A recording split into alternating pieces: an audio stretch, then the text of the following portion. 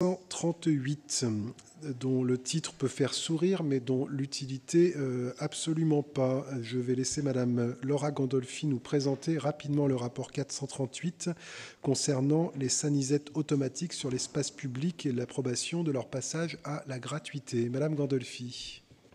Merci, Monsieur le maire, chers collègues, mesdames et messieurs.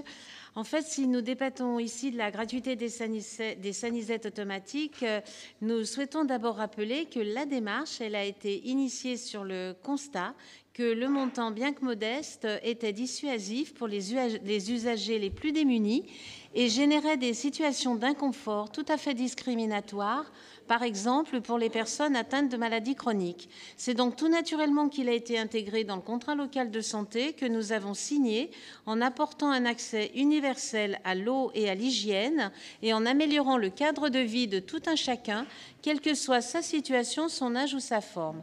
Nous disposons à Villeurbanne de 14 toilettes automatiques, dont 8 sur des places accueillant des marchés forains et 6 installées dans des parcs et jardins. L'utilisation de ces toilettes coûte 20 centimes. Mais même le prix modeste a montré ses limites après plus de 20 ans de service. D'une part, le montant est trop faible pour couvrir le coût de fonctionnement de l'équipement.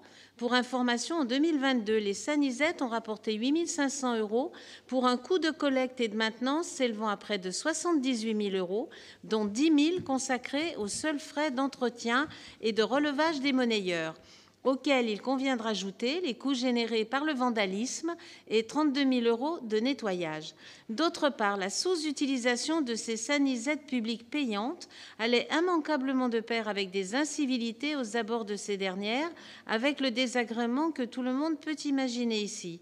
Dans la mesure où la gratuité serait appliquée, cela permettrait de transférer à la métropole la prise en charge de l'entretien de ces sanisettes, comme elle le fait déjà dans la majorité des communes de la métropole, à condition qu'elles soient mises gratuitement à disposition des usagers et donc générerait une économie substantielle pour la ville de 32 000 €. La métropole, à ce jour, ne nous a pas encore donné de réponse définitive, mais on sait que le sujet est à l'étude. La gratuité est donc apparue comme une solution pragmatique, mais aussi comme un geste politique pour un espace public plus inclusif, respectueux de la dignité des personnes, en particulier celle des sans-abri.